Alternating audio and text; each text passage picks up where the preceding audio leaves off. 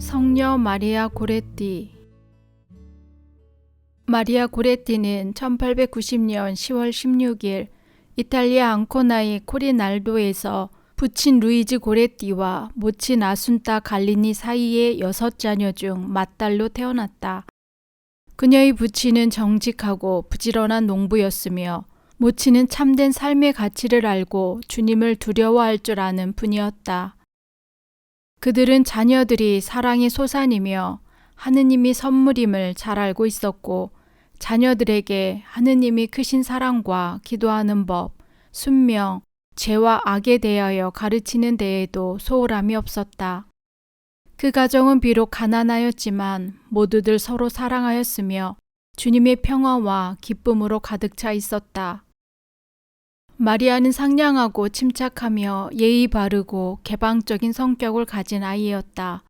그녀가 얼마나 침착하고 단정한 몸가짐을 하고 다녔던지 그녀의 가족과 친지들 그리고 친구들까지도 그녀를 애늙은이 작은 부인이라는 별명으로 불렀다. 부모에게 순명할 뿐만 아니라 모든 면에서 총명하고 많은 가능성을 가지고 있었지만 시골에 살고 있었기 때문에 학교에 다닐 수도 글을 배울 수도 없었다. 그녀의 부모 역시 그녀를 가르치거나 교육을 시킬 수가 없었다. 단지 그들은 마리아에게 신앙을 심어주고 그 모범을 보여주었다.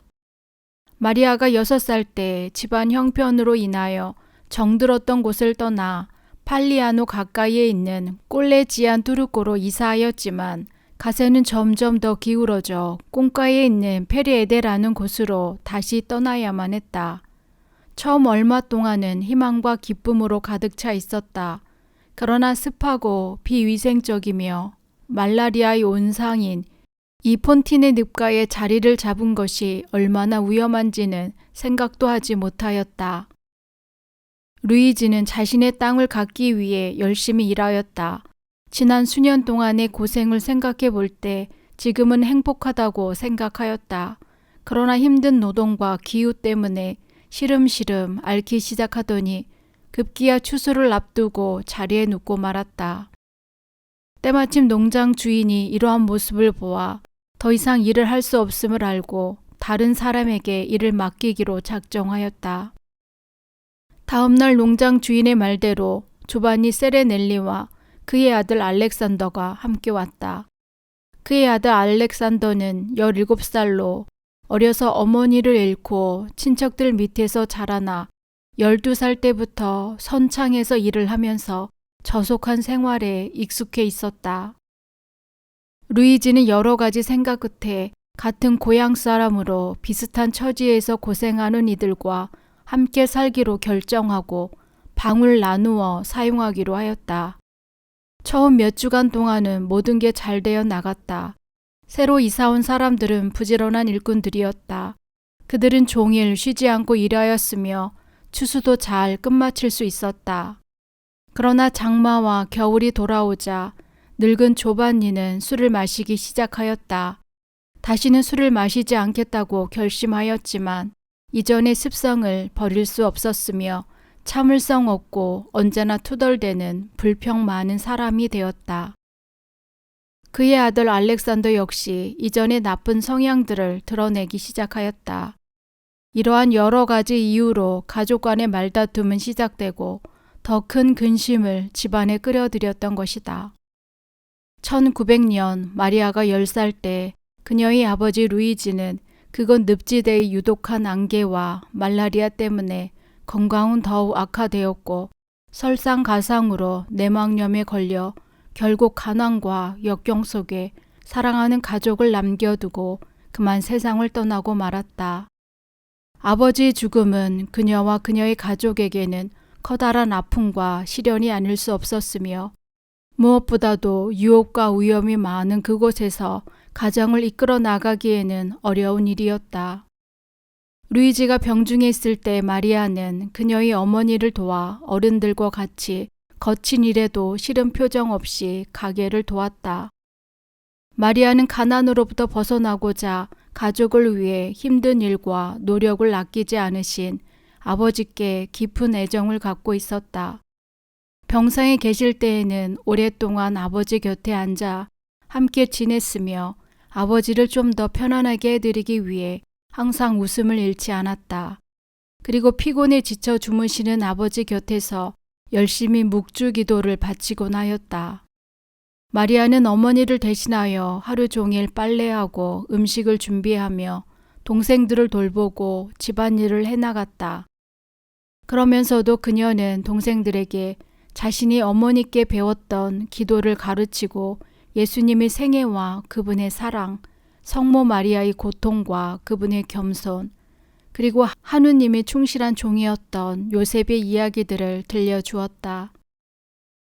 마리아는 어릴 때부터 단순히 본능적으로 죄를 기피하려는 것이 아니라 예수 그리스도에 대한 강한 사랑으로 인간의 죄악에 대해 깊은 혐오감을 느껴왔었다. 인간의 죄로 인한 십자가상에서의 예수 그리스도의 고통과 죽으심, 그리고 십자가 아래서의 성모 통고에 대해서 마리아는 끝없는 회개의 눈물을 흘리며 오랜 묵상과 기도 안에서 사랑하는 주님과 하나 되고자 하였지만 당시의 풍습으로 인해 그녀가 6살 때 세례를 받은 이후 아직 첫 영성체를 하지 못하였다. 마리아는 어머니, 저는 예수님 없이는 더 이상 살 수가 없어요. 성체를 영할 수 있는 행복을 갖게 해주세요. 하고 매일 졸라댔다. 그러나 당시 풍습으로는 12살 이전에는 첫 영성체가 허락되지 않았으므로 아직은 그녀의 나이가 어리다는 이유로 안 된다고 하였지만 또 다른 이유가 있었다. 너는 책을 읽을 줄도 모르고 교리도 충분히 배우지 못했는데 어떻게 첫 영성체를 할 수 있겠니? 더구나 나는 너희 첫 영성체를 위해 새 옷과 신발 그리고 베일을 사줄 만한 여유가 없단다. 어머니, 이러다가 저는 첫 영성체를 받지 못하고 말 거예요. 어머니, 저는 몹시도 예수 그리스도를 제 안에 모시기를 원하고 있어요. 그러나 어머니, 너무 걱정하지는 마세요. 모든 것을 하느님께서 도와주실 거예요. 이렇게 해서 마리아는 그를 아는 어머니 친구분께 부탁해 교리를 배우게 되었으며 또한 한 달에 몇 번씩 오시는 본당 신부님의 도움을 받을 수 있었다. 마리아는 하루의 피곤한 몸을 이끌고 먼 길도 마다하지 않고 열심히 교리를 배우러 다녔다. 해가 거듭될수록 마리아는 영적으로 더욱 성숙되어 가고 기도와 묵상 안에서 큰 위로와 기쁨을 얻을 수 있었다. 그는 어느 날 묵상 중에 성모여, 저는 죄를 짓기보다는 차라리 죽음을 택하겠습니다. 이제는 제가 더 이상 유혹에 빠지지 않도록 도와주십시오. 하고 간절한 마음으로 기도하였다. 드디어 1902년 5월 29일 마리아는 11개월의 꾸준한 준비 끝에 다른 8명의 친구들과 함께 전에 그들에게 세례를 주었던 제롬 신부님의 집전으로 그동안 그렇게도 기다리던 첫 영성체를 받을 수 있었다. 마을 사람들은 마리아의 첫 영성체에 필요한 모든 것을 준비하여 주었다. 어떤 이는 미사 수건을, 어떤 이는 신발을, 어떤 이는 화관을 준비하여 주었으며 그녀의 어머니는 자기의 귀고리를 선물로 주었다. 마리아는 모든 이들에게 진심으로 감사드리며 무릎을 꿇고 기쁨과 통회의 눈물을 흘리면서 지난 잘못에 대해 용서를 청하였다. 제롬 신부님은 강론 말씀을 하시면서 그들의 몸과 마음이 주님과 하나 되어 이제는 우리가 사는 것이 아니고 우리 마음 안에 함께 계시는 주님과 그분의 현존 안에서 일치됨을 강조하셨다. 또한 우리를 위하여 십자가상에 돌아가셨던 바로 그분처럼 우리도 자신의 생명을 타인을 위하여 내놓을 수 있는 순수한 마음을 지켜나갈 수 있기를 당부하시면서 모두에게 다음 3가지 약속을 하게 하셨다. 첫 번째, 주님의 끝없는 사랑 안에서 깨끗하고 순수한 영혼을 지켜나갈 수 있도록 노력할 것. 두 번째, 죄를 짓기보다는 차라리 죽음을 택할 것. 세 번째, 원죄 없으신 성모 마리아께서 우리를 보호하여 주시기를 당부하면서 매일 저녁 3번의 성모송을 바칠 것. 죽음의 그 순간까지 예수 그리스도를 위하여 순수한 영혼을 지켜나가라는 말씀은 마리아의 가슴에 깊이 스며들어 마음속에 뜨거운 불을 놓았다. 미사가 끝나고 모두들 신부님께 감사드리기 위하여 달려나갔지만 마리아는 도저히 주님 앞에서 떠나갈 수가 없었다. 마리아는 홀로 성당에 남아 십자가만을 바라보면서 침묵 중에 예수님과 친밀한 대화를 계속하고 있었다. 그날 이후 마리아는 더욱 평온하고 감사한 마음으로 묵묵히 자신을 지켜나가며 기도에 전념하고자 노력하였다. 어느 날 마리아는 동네 공동 우물에 물을 길러 내려갔다가 한 처녀가 청년과 함께 추잡하고 상스러운 이야기를 아주 재미있는 듯이 웃으면서 나누고 있는 것을 보고는 허겁지겁 통에 물을 채우고 곧장 집으로 달려와 어머니께 얼굴색까지 변하여 떨리는 목소리로 말하였다. 어머니, 어쩌면 그 아이가 사내 아이들과 우물가에서 서로 어울려 그런 추잡한 이야기를 할 수가 있을까요? 더구나 그 여자아이는 지난번 저와 함께 첫 영성체를 받은 아이예요. 어떻게 해서 그런 이야기를 들을 수 있었단 말이냐? 하고 어머니가 꾸짖자 마리아는 하지만 물을 채우는 동안은 듣고 있을 수밖에 없었어요. 하고 말하였다. 우리는 너무나 쉽게 그런 유혹에 빠지곤 한단다. 잘 들어라. 만일 내가 그런 경우를 당하게 된다면 사람들은 정말 놀랄 것이다. 하고 그녀의 어머니가 말씀하시자 마리아는 깜짝 놀라며 어머니는 행여 제가 그러한 유혹에 빠지게 될 거라고 생각하세요? 그럴 바에 저는 차라리 죽음을 택하겠어요. 절대로 주 예수님을 저버릴 수 없어요. 하고 굳은 의지를 보이며 말씀드렸다. 마리아는 이제 겨우 11살이었지만 나이에 비해 키가 커서 14이나 15쯤으로 보였으며 보기 좋은 갈색 머리, 깨끗한 눈매, 날씬한 자태는 그녀의 어머니처럼 아름다운 모습으로 자라나고 있었다. 그녀의 모습은 조숙한 숙녀, 바로 그것으로 많은 이들의 눈길을 끌기에 충분하였다. 그러나 사춘기의 다른 친구들처럼 그렇게 불안해하거나 민감한 반응을 나타냄 없이 오로지 가족들과 주님을 위하여 묵묵히 기도하고 일하였을 뿐이다. 어느 날 한 집에 지내던 알렉산더가 노골적으로 마리아에게 접근해 왔다. 그는 늘 마리아가 혼자 있을 시간을 엿보고 있었으며 이상한 몸짓으로 마리아에게 접근하려 하였다. 하루는 집에 아무도 없는 기회를 타서 알렉산더는 마리아의 팔을 끌어당기며 껴안으려고 하였다. 마리아는 부끄러움과 수치심에 얼굴을 붉히며 그러나 힘있는 소리로 알렉산더, 이러면 안 돼. 이것은 죄악이야. 하고 말하며 힘껏 그의 팔을 뿌리치고 도망쳐서 다락에 올라가 숨었다. 그녀의 얼굴은 슬픔과 눈물로 가득 차 있었다. 알렉산더는 너 만일 누구에게든 한마디라도 고자질하면 죽여버릴 거야. 하고 마리아의 등 뒤에서 외쳐댔다. 그 후로 마리아는 혼자 있기를 무서워하였고 알렉산더와 마주치지 않으려고 피해 다녔다. 그러던 어느 날 아침 마리아가 이불을 만들고 있을 때 알렉산더가 살며시 다가와서 노골적인 성적 표현을 하려 하였다. 그의 눈은 탐욕스러운 정욕으로 가득 차 있었다. 마리아는 알렉산더, 너 그러다가 지옥에 가고 말 거야. 하고 그의 영혼을 걱정하였다. 그 후 마리아는 성모님께 예수 그리스도를 위하여 바치려는 자신의 정결을 지혜롭게 지켜나갈 수 있도록 도와주시기를 더욱 열심히 기도하였다. 이러한 일이 있은 후부터 마리아는 하루하루가 힘들고 마음은 괴로움으로 가득 차 있었다. 그래서 하루는 어머니께 어머니, 저 혼자 집에 있고 싶지 않아요. 하고 말씀드렸다. 어머니는 깜짝 놀라며 그 이유를 물었으나 마리아는 단지 무서움 때문이라고만 말씀을 드리고 더 이상은 어머니께서 걱정하실까봐 침묵을 지켰다. 마리아는 굳은 의지와 포기할 수 없는 희망을 가지고 있었다. 누가 나의 마음속에 함께 계시는 하느님을 이길 수 있을까?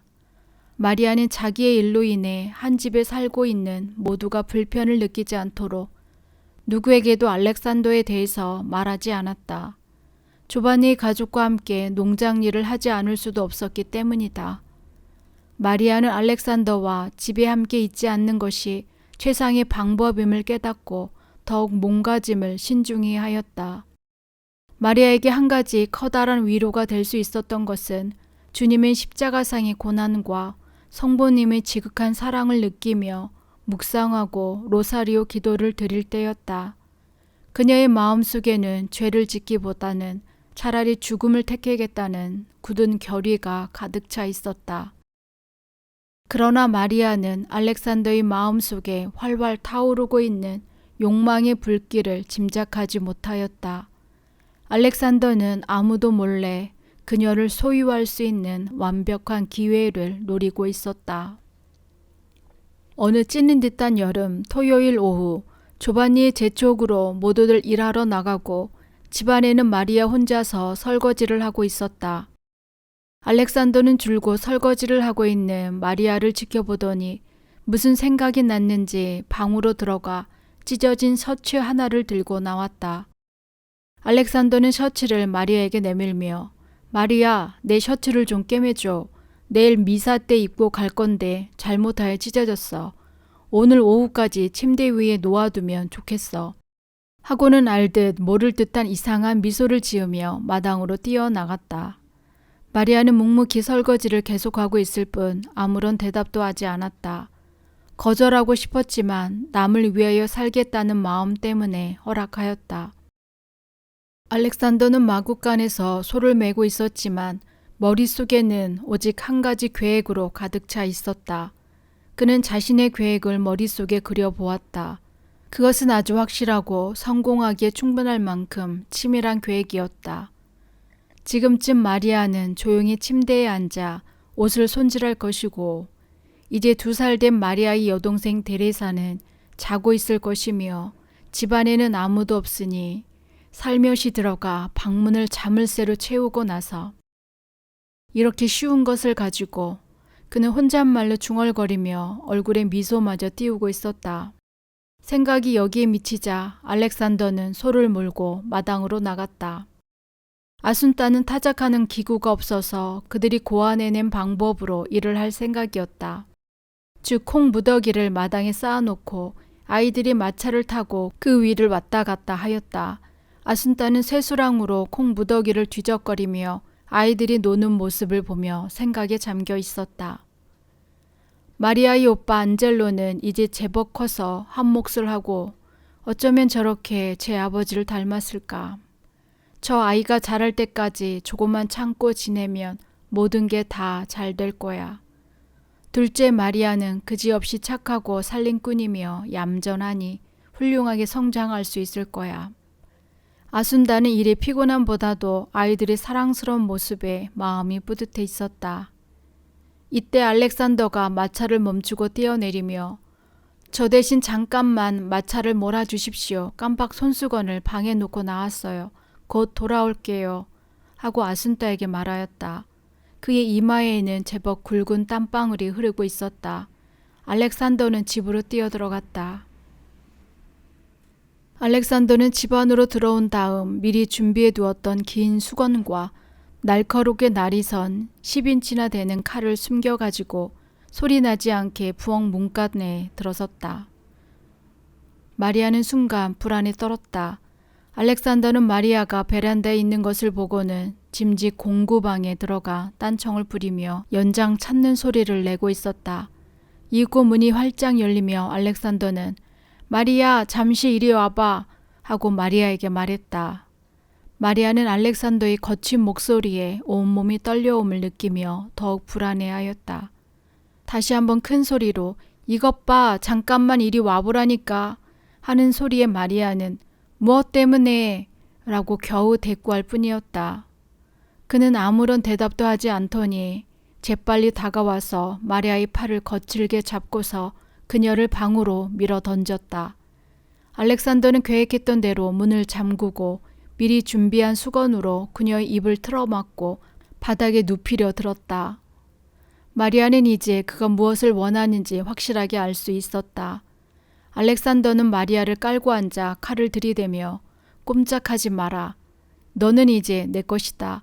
만일 소리치면 죽여버릴 거야. 하고 위협하였다. 이글거리는 그의 눈빛은 이미 인간의 그것이 아니었다. 마리아는 이제 자신에게 들이닥친 이 무서운 일 앞에서 오로지 한 가지 생각, 끝까지 자신의 정결을 지켜야겠다는 생각으로 가득 차 있었다. 안 돼, 안 돼, 알렉산더. 이러면 안 돼. 제발 부탁이야. 하고 말하였다. 알렉산더가 다시금 칼을 턱 밑에 들이대자 마리아는 질겁하며 소리를 질렀다. 그러나 마차 소리와 아이들이 떠드는 소리에 밖에까지 들릴 수는 없었다. 마리아는 테이블을 뛰어넘어 도망을 치려 하였다. 그것을 보고 알렉산더는 한번 크게 웃더니 책상을 걷어차고 뛰어들어 단번에 마리아를 쓰러뜨리고 그 힘센 무릎으로 힘껏 조이기 시작했다. 내 몸에 손을 대지 마. 이것은 죄악이야, 알렉산더. 너는 지옥에 가게 돼. 알렉산더는 마리아의 강한 저항에 잠시 주춤하더니 수건으로 재갈을 채워버렸다. 알렉산더는 내 말을 잘 들어. 나는 안 된다는 말을 듣고 싶어서 이러는 것이 아니야. 나를 받아들이겠느냐? 아니면 내 손에 죽고 싶으냐? 마리아는 재갈이 채워져 대답도 하지 못하고 몸을 빼려고 발버둥만 할 뿐이었다. 겨우 어떻게 해서 재갈이 풀리자 알렉산더, 제발 이러면 안 돼. 이것은 죄악이야. 하느님께서는 우리가 죄악 속에 빠지는 것을 원치 않으셔. 알렉산더, 제발 이러지 말아줘. 하고 외쳤다. 그러나 마리아의 이러한 처절한 절규는 알렉산더의 귀에는 들리지도 않았으며 오히려 그의 가슴에 이글거리는 정욕을 더욱 부채질하였다. 다시금 그는 칼을 치켜 세워 턱 밑에 바짝 들이대며 말하였다. 내 말을 듣겠느냐? 아니면 정말 죽고 싶어 환장한 거냐? 마리아는 그의 태도를 보고 이제는 정말 마지막이구나 하고 생각하며 하느님께 자신을 맡기기로 굳게 마음먹었다. 알렉산더, 안 돼. 알렉산더는 무엇라고 소리를 치더니 들고 있던 예리한 칼로 사정없이 마리아의 가슴을 찔러대기 시작했다. 마리아는 하느님, 오 하느님, 어머니, 어머니, 그가 나를 죽이려고 해요, 어머니 하고 부르짖었다. 계속 찔러대는 알렉산더의 칼날 아래서도 마리아는 오른손으로 치맛단을 무릎까지 내려 단단히 붙잡고 있었다. 드디어 14번의 무참한 난도질에 마리아는 결국 기절하고 말았다. 상처마다 배어나오는 붉은 피는 마리아의 겉옷을 흥건히 적시고 있었다. 알렉산더는 축 늘어진 마리아를 내려다 보더니 갑자기 정신이 들었는지 방울 뛰어나와 주위를 살핀 후 칼을 변소에다 버리고 방으로 들어가 숨어버렸다. 마당에서는 여전히 타작하는 소리와 아이들이 떠드는 소리가 들려오고 있었다. 마리아는 가까스로 문을 열고 소리를 쳐서 어머니를 부르려 했으나 소리는 입안에서 맴돌 뿐 나오지 않았다. 이제는 타작도 거의 끝나가고 모두가 창고에 들여다 놓느라 정신이 없었다. 아순따는 어린 데레사가 잠에서 깨어나 울고 있는 것을 보고 걱정 어린 목소리로 마리아의 동생 마리아노를 시켜 살펴보게 하였다. 갑자기 외마디 소리가 집 안으로부터 들려왔다. 아순따, 여기 와서 보시오. 조반니의 외침을 듣고 아순따는 뛰어들어왔다. 이웃에 사는 데레사, 치마렐리와 도미니코가 마리아를 그녀의 침대로 옮겨놓고 있었다. 피에 젖어있는 딸의 모습을 본 아순따는 그만 쓰러지고 말았다. 아순따가 깨어났을 때 조반니는 아기가 깨어 울고 있을 때 나는 집 뒤에 그늘에서 쉬고 있었는데 마리아의 약하게 부르짖는 소리를 듣고 곧장 이리로 달려왔어요. 그때 이미 마리아는 전신이 피로 범벅이 되어 쓰러져 있었어요. 아순따는 딸에게 허리를 굽혀 마리아, 너에게 도대체 무슨 일이 있었니? 누가 너를 이 지경으로 만들었단 말이냐? 어머니의 말을 들은 마리아는 어머니, 이것은 알렉산더 때문이에요. 그가 나를 겁탈하려고 했어요. 그러나 어머니, 그는 결국 아무 짓도 하지 못하고 실패하고 말았어요. 마리아, 왜 소리를 쳐서 도움을 청하지 않았니? 소리를 쳐보았지만 소용이 없었어요. 그리고 그는 내가 더 이상 소리를 지를 수 없을 때까지 나를 찔러댔어요. 경찰이 왔을 때 집 주위는 이미 동네 사람들로 가득하였다. 누구나 처참한 마리아의 모습을 보고 경악을 금치 못하였다. 동네 사람들 중에 성미 급한 몇몇 사람은 이리저리 알렉산더를 찾으러 다녔다. 알렉산더는 자기 방에서 문을 잠그고 숨어 있었지만 동네 사람들에 의해서 문은 부서지고 알렉산더는 끌려 나왔다. 어머니와 함께 마리아는 급히 병원으로 옮겨졌다. 네두노에 있는 병원에 옮겨졌을 때 마리아는 간신히 숨을 쉬고 있었다. 오는 길에 아순따는 알렉산더가 수갑에 채인 채 경찰에게 끌려가는 모습을 발견할 수 있었다. 폐는 완전히 깨뚫려 있었고 심장은 칼이 스치고 지나가 철과상을 입었으며 가슴에는 4군데, 배에는 5군데, 그 외 여기저기에 정말 눈을 뜨고는 볼 수 없을 정도로 끔찍한 모습이었지만 마리아는 결코 신음소리 내지 않았다. 수술은 2시간 이상 계속되었지만 의사들은 그녀가 회복될 수 없다는 것을 너무나 잘 알고 있었다. 상처가 심하여 마취를 할 수 없었지만 마리아는 예수 그리스도의 고통을 생각하며 잘 참아받았다. 신부님께서 병원으로 마리아를 찾아오셨을 때 마리아는 편안한 마음으로 성사를 보고 성체를 영하였다. 이것은 마리아가 첫 영성체를 받은 지 불과 5주밖에 되지 않았을 때 벌어진 일이었다. 예수 그리스도의 십자가상에서의 고통과 죽으심이 우리에 대한 주님의 사랑의 증거였듯이 마리아의 상처는 그 주님에 대한 마리아의 사랑의 증거였던 것이다. 이제 마리아는 주님의 십자가상의 고통에 함께 동참함으로써 그녀의 고통은 기쁨이 되었다. 병원 밖에서는 많은 사람들이 모여 애통한 마음으로 마리아의 쾌유를 위하여 기도하고 있었다. 그러나 그의 영혼은 이미 주님의 품 안에 한 발 더 가까이 다가서 있었다.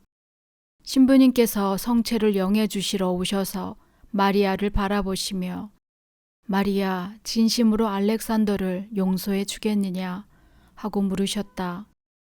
마리아는 예수 그리스도께서 십자가상에서 강도들을 용서하셨음과 같이 평온하고 기쁨에 찬 눈으로 벽에 걸린 십자가를 고요히 바라보더니 너그러운 목소리로 말하였다. 신부님, 저는 결심했어요. 예수 그리스도의 사랑 때문에 저 역시 그를 용서할 것이며 그를 위하여 천국에서 기도할 것입니다. 저는 십자가 옆에 있던 강도처럼 그를 천국에서 만날 수 있기를 바랍니다. 아마 하느님께서도 그를 용서해 주실 거예요. 마리아는 타는 듯한 갈증을 느꼈지만 예수 그리스도의 십자가상에서의 목마름을 생각하며 달게 참아받았다.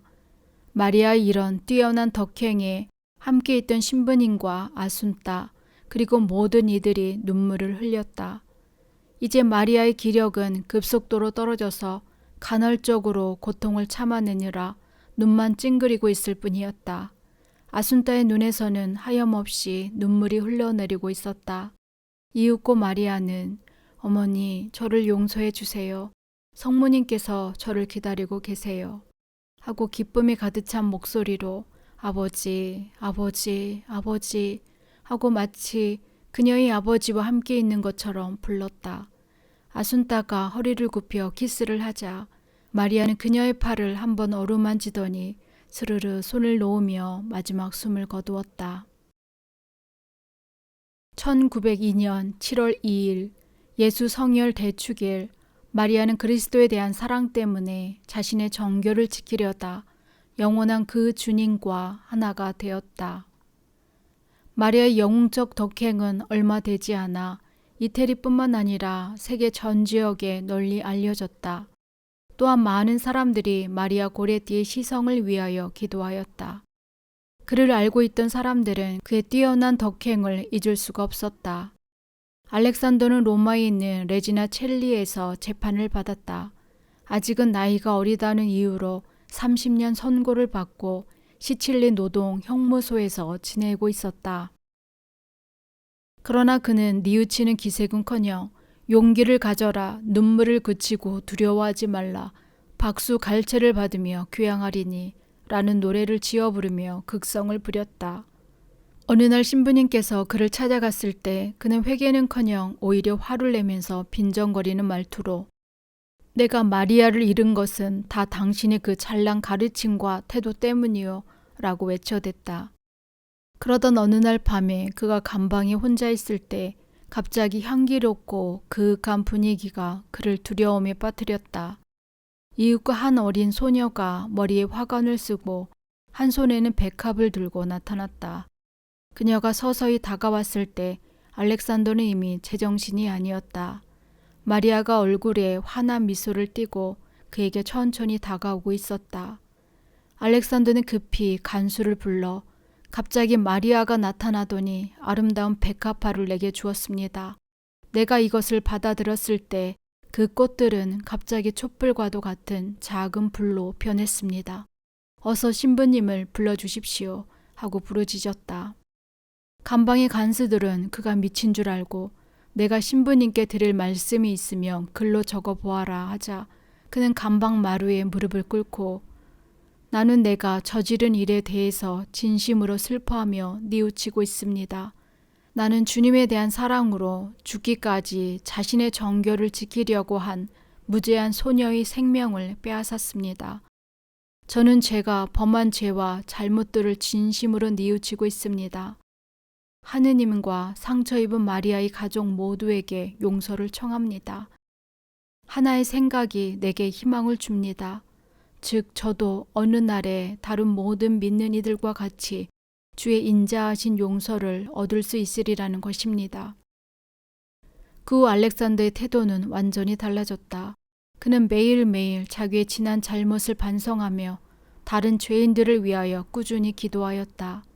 27년 후에 그는 참으로 모범적인 형기를 마치고 추록하였다. 그는 곧장 마리아의 어머니가 살고 있는 코리날도로 찾아왔다. 그리고 마리아의 어머니 아순따에게 무릎을 꿇고 용서를 청하였다. 늙은 아순따는 눈물을 흘리며 나에게 용서를 청한다고? 알렉산더, 마리아는 이미 너를 용서하였다. 그런데 어떻게 내가 너를 용서하지 않을 수 있겠느냐? 나 역시 이미 마음으로부터 너를 용서하였다. 어서 들어오너라. 밖에 날씨가 좋지 않구나. 둘은 서로 부둥켜 안고 뜨거운 눈물을 흘렸다. 다음 날 두 사람은 함께 미사에 참여하여 나란히 성체를 모셨다. 알렉산더는 매일 마리아 고레띠에게 정구를 청하며 기도하였으며 그녀를 나의 꼬마 성녀님이라고 불렀다고 한다. 1950년 6월 24일 교황 비오 12세에 의하여 가톨릭 청소년들이 주보 성녀로 마리아 고레띠의 시성식이 거행되었다. 아순따는 남은 4명의 자녀들과 함께 시성식에 참석하였다. 알렉산더 역시 시성식에 참석하였다. 알렉산더는 나중에 카푸친 작은 형제회 재속 회원이 되었으며 죽을 때까지 수도원에서 살며 그곳에서 접대원과 정원서로 봉사하며 지냈다.